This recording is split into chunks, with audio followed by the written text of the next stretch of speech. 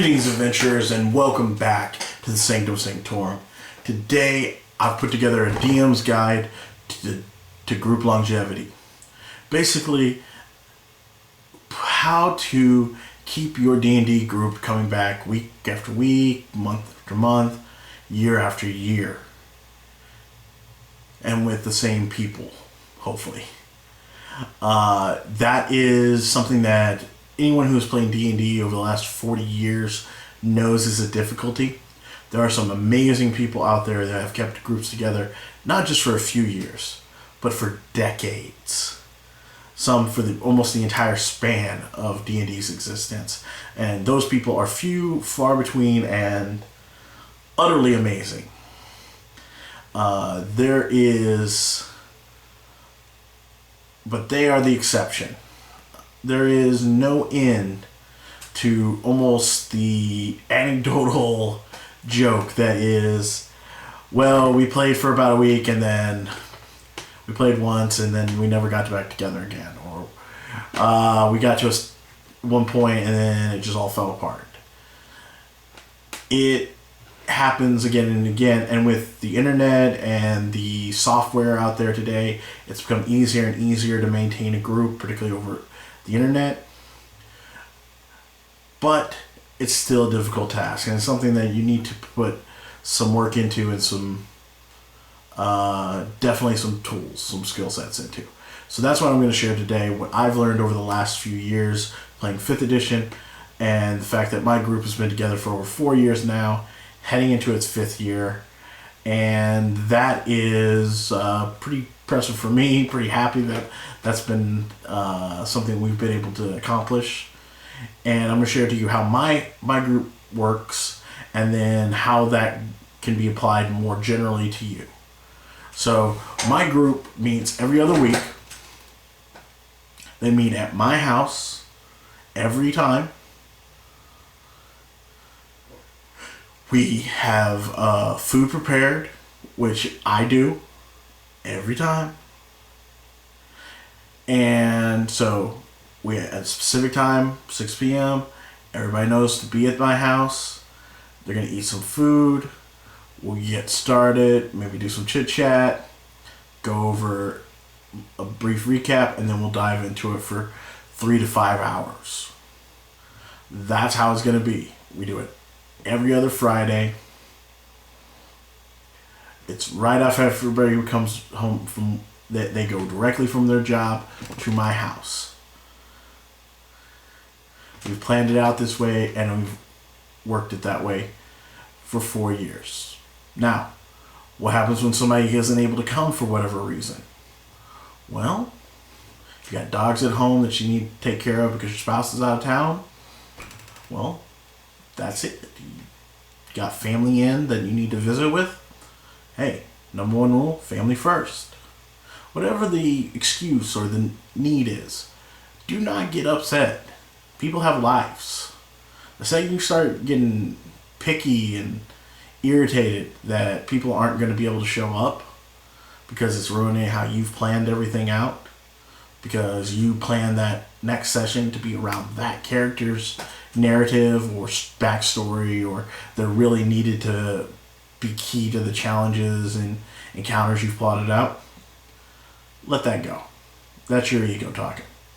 Your ego is not going to help you here. No, you get to adapt. So that character's not going to be here? Well, you have a few options. Figure out a way to write them out of the story. Their god showed up, or somebody kidnapped them, or something else. And then the session could be about why they're not there, and pursue it down that rabbit hole. It could be that their guild or patron god has called on them to go on a special mission by themselves. And you can even DM in your free time or at the next session what happened on that encounter. Add it into the story, the narrative of the game, or just you and the other player discuss it and agree on what happened, and that becomes part of your recap for the next session. Other way to do it is let another player at the table, or you as the DM NPC that character. Now it takes some trust, and killing off somebody's character when they're not there and they've trusted you to play them, or even in the scenario where you've had them kidnapped or sent off and they die because of that, that's not cool. You find a way to retcon that, or make sure that they don't die. That's just no. Now you want to add some embarrassment, some odd stuff. What I used to do is when people had something like a family emergency or something serious, that you can get an excuse from work or school for, I'd try to be very easygoing about that. But if somebody had a lame excuse, that wasn't very good, they just didn't feel like coming or something like that, then I'd do something funny to their character. Bird crapped on their head, they fell in horse dung, they basically became the laughing stock of that session, or the butt of the joke, or something like that. It's funny in session, it deals with the character's absence, it can be fun. But once again, you need to be careful on how you do this. If you're going to do things like that, make sure you're not hurting anybody's feelings, that nobody is going to get upset about how this is going on. Whether you're making pranks, you're NPCing, you're doing something as the DM to kind of wave your hand and put them off in somewhere else so you don't have to deal with them. Whatever you're doing, make sure that's something that is not going to ruin the narrative that your players are building and that particular player is building for their character. Keeping that in mind is what keeps a D&D group going. It's ultimately when it stops being fun is when people stop coming. So the reason I do it at my house, I do it every other week, I do it at 6 p.m. every other Friday, is because I am not someone who likes to take my gear and go elsewhere. Everything's set up, my table is there, I pull my D&D stuff out, put it on the table, and I'm done. I don't have to pack it up, take it somewhere else, drive there, drive back, any of that. It works. So make it convenient for everybody. If there's a central location that you guys can consistently use, do it. If there's a location that makes it an easier drive for most everybody, do it. Making it as easy as possible to get to where you're going to play and enjoy it and then get back. Because after 4 or 5 hours, especially in the evening, it's 10, 11 o'clock, depending on traffic where you are, nobody wants to drive an hour home from somewhere. So keep these things in mind. The logistics is important. Now the food. I make food because, one, I like to play around with stuff. And, I got a crock pot, so throwing together some recipes and whatnot, real easy for me. I do it because I can and I want to. My group has always offered to bring food in kind of a potluck fashion, or rotate cooking responsibilities, whatever. However that goes is fine. Just make sure that you're able to consistently deliver, that you have a plan if somebody's supposed to be the key food person and they're not going to do that for whatever reason. They're going to fall through. Have a backup plan. If that's just ordering pizza and collecting $5 from everybody, that's fine. Go to the store, go to your local Costco or BJ's or whatever, and stocking up on a bunch of freezer pizzas and toss them in the oven. Easy peasy. Once again, make it easy on you, make it easy on them. Generally speaking, I make the food, they bring the beverages. Now, they bring the alcoholic beverages, generally speaking, but every now and again I make a big thing of sangria. You may not have the booze budget for that. I got more than a gallon of wine that alone, plus some bourbon and some rum. So, you have to think about it. Are you going to have alcohol at your table? Who's bringing it? How are you rotating that out? Anything that costs money, be sure that you are considerate of that. Not everybody can afford $5 every other week even. Budgets are tight for some people. So just be sure you know where you're going with providing food and beverage, because you want that at your game. Okay? The other thing is making sure that your rules are there. Are phones allowed at the table? If it becomes a distraction, can you take away a phone from another grown adult? Do you call them out on it? How do you handle that? What about swearing? Sexual aspects. Seduce a dragon, turn into a dog, go hump another dog. Just any of the weird and crazy sexual and romantic aspects that people can come up with. Be sure you have figured that out. You do not want a couple that's coming to your table to have issue because you have an NPC Lothario hitting on one of them. You do not want that drama at your table. Have an idea of what political or religious aspects might be there, racial, sexual orientation aspects, how you treat respect at your table, what that means. Just your Robert's Rules of Order kind of thing. Who gets to talk and when. I do it as basically the DM supersedes everybody. But whoever's up, they talk, everybody else listens. It does not always work out that way. But if you need a talking stick, a conch shell, whatever you need to prop that up, you need to start figuring that out, thinking about that. Now, you're going, well, aren't you supposed to be telling me how to make it work? Well, the problem is, what kind of group you're in can change how these things work.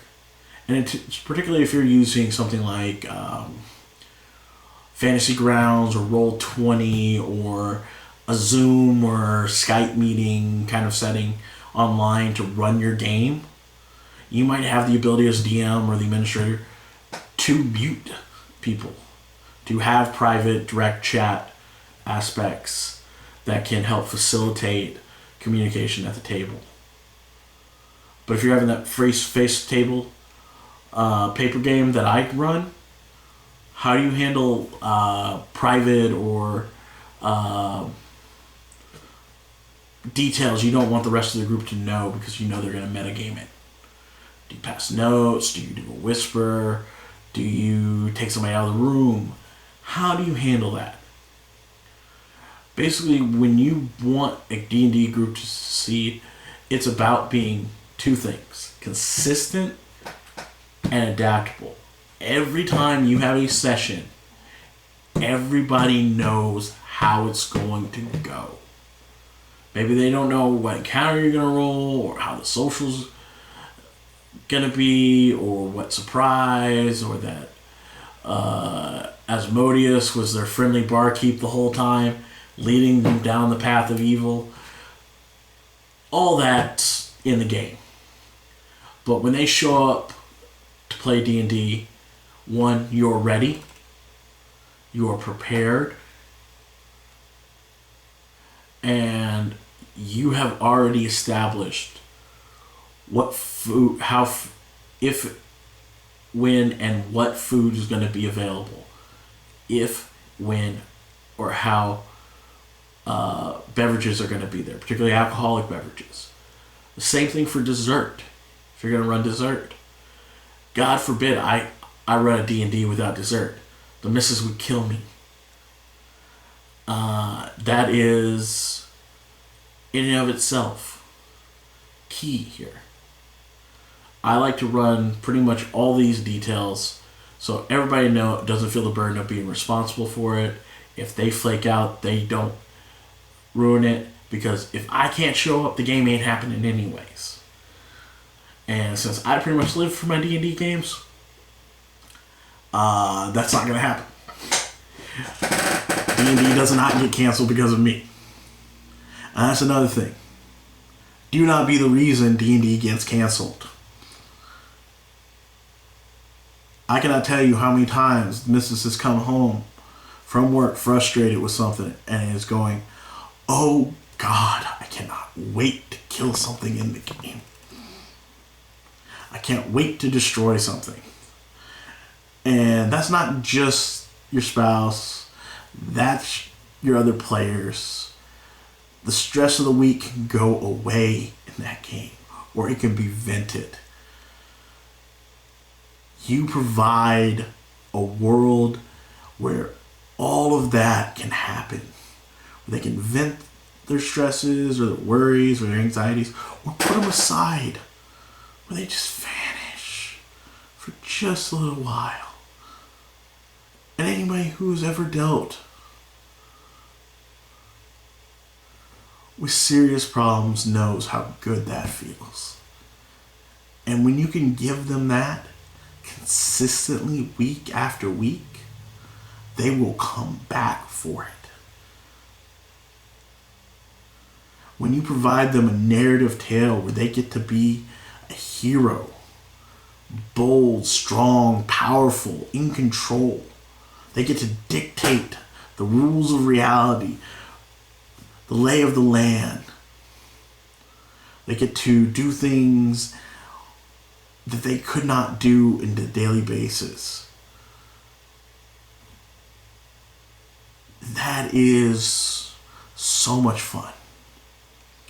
When they get to wonder what new trick you're going to pull on them. What new thing is going to be around the next corner.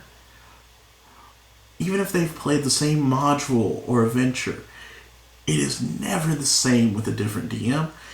Heck, it's not the same with the same DM. How you homebrew, what you homebrew, how you deal with rules questions. This is all things that are going to affect your game's longevity. So, let's get into some of that. When it comes to the rules of the game, be clear from the beginning. There is only one rule that matters in Dungeons and Dragons. It is the one rule that has mattered from the beginning till now. It is the one rule that rules them all. It is the DM's rule. Gary Gygax put this in the first edition. It has stayed in every edition since for a reason. What the DM says is what it is. In a moment or consistently, if they say the rule doesn't apply at that time or doesn't apply ever again, that's the rules. There's no rules lowering the DM's rule. Now, they can whine about, "Oh, but it's in the book, it's in the book." Well, it don't matter when you say. But that's a double-edged sword. Do not cut people off at the knees. Do not make their fun feel wrong. Like I said, the second it stops being fun is the second they stop showing up. Every session, you should be looking around at every player and looking at how can I make this session about them. Now, if it's all centered around one character, but make sure everyone gets involved.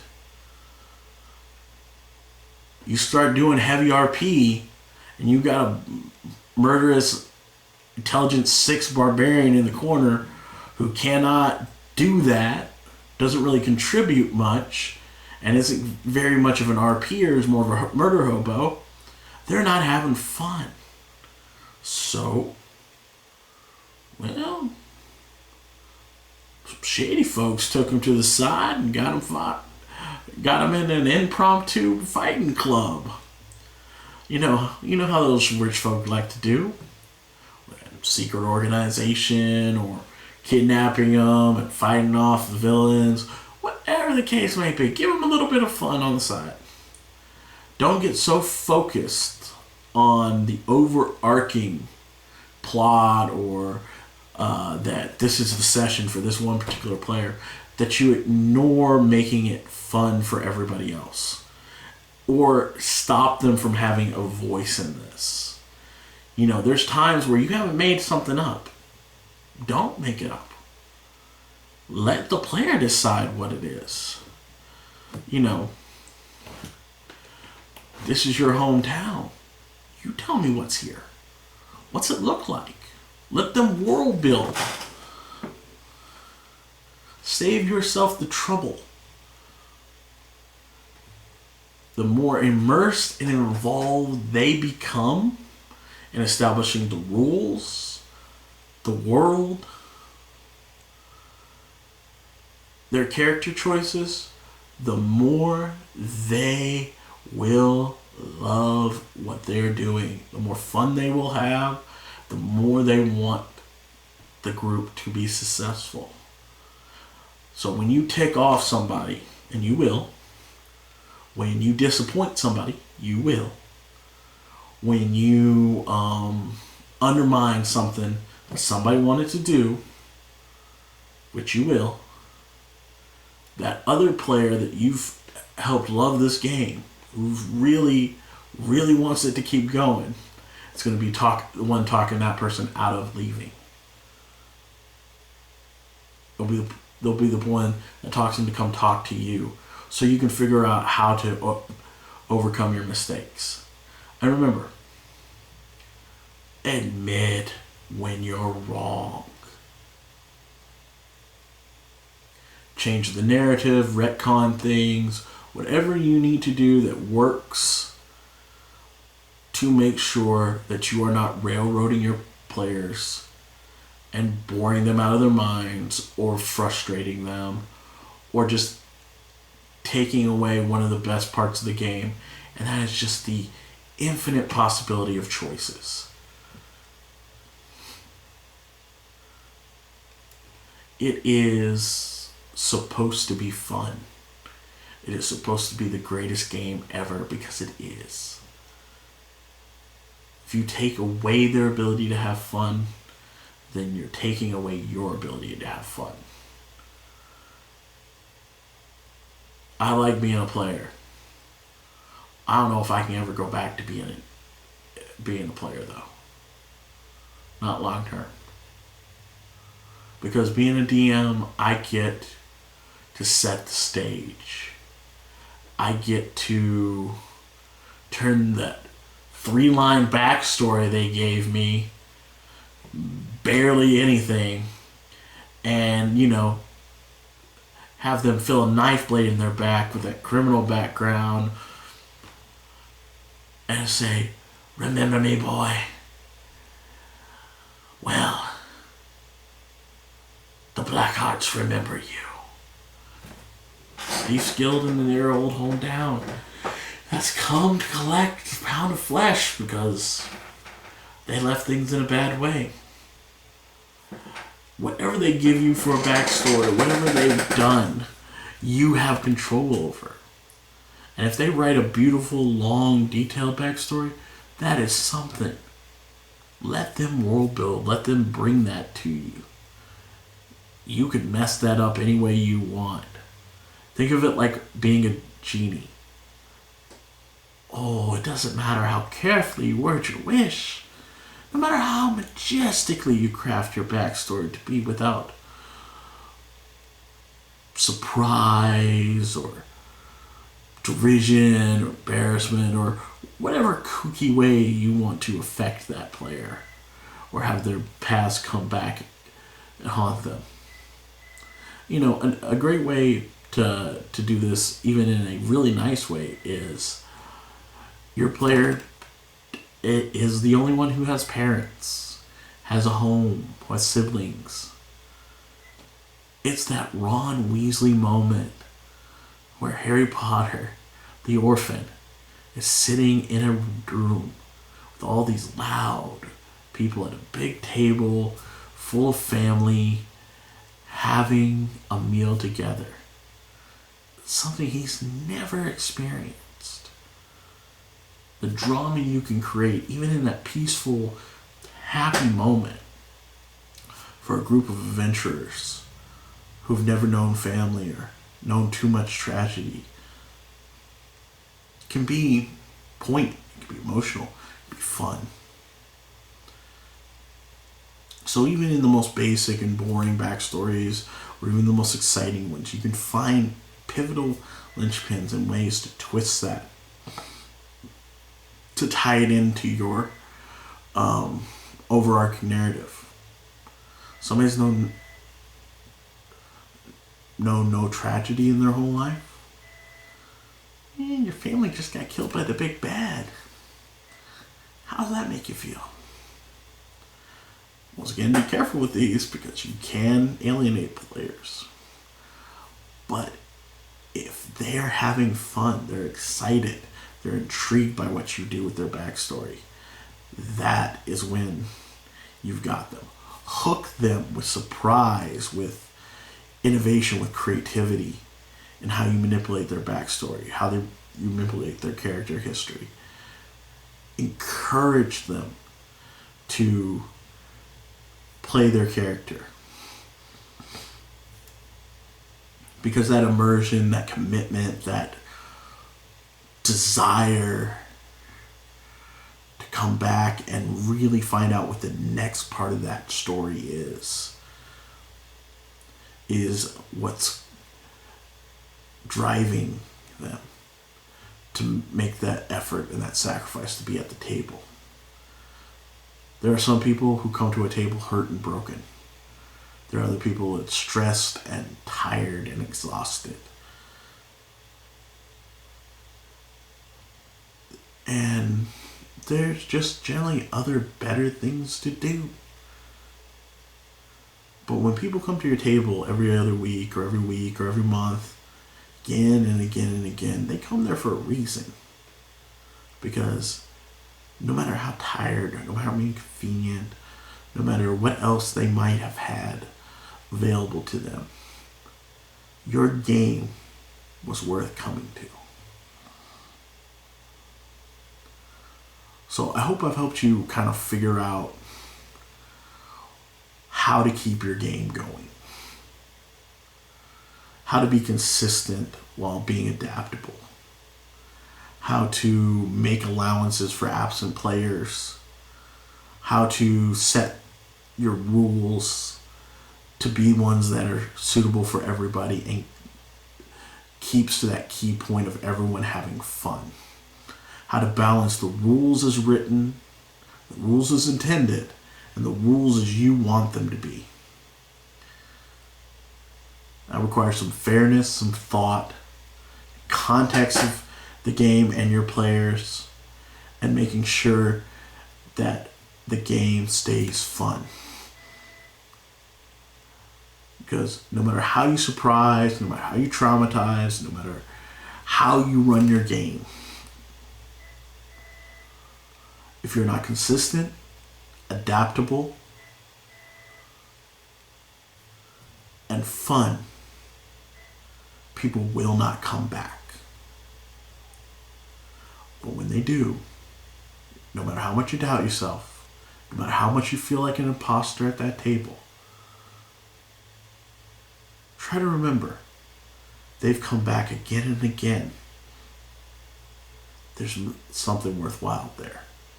Something more important than just getting home, having a meal by themselves or with their loved ones.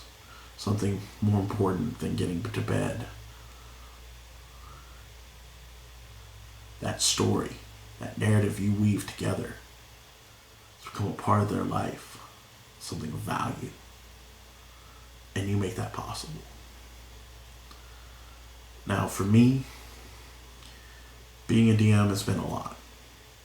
When I started being a DM, it was a dark place. And when I started with this group, I set it up with the thought that if I got a couple months out of this group, I was fortunate. I was lucky.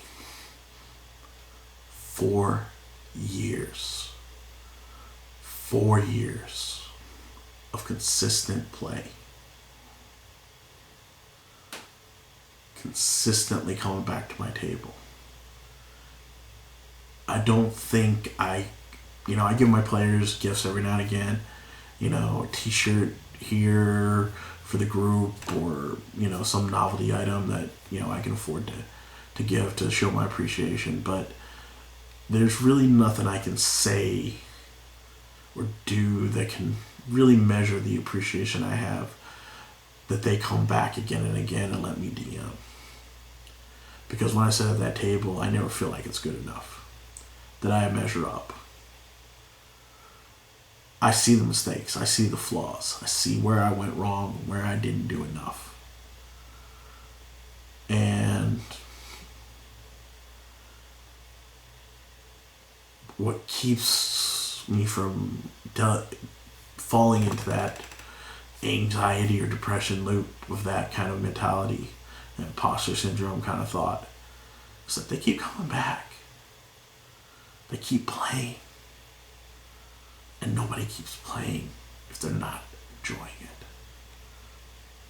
Not for 4 years. Not heading towards a 5th. Not through 2 campaigns. So have some humility, have some gratitude, and expect a little respect and gratitude from them as well for what you have to sacrifice for your commitment in time. Whether you're micromanaging every detail to the tiniest nth degree DM, or I threw it together 5 minutes before the session DM. Wherever you are on that spectrum, it's a balance between players and DM. But consistency, adaptability, and a mindset for fun is going to keep your players coming back and you at the table willing to be DM.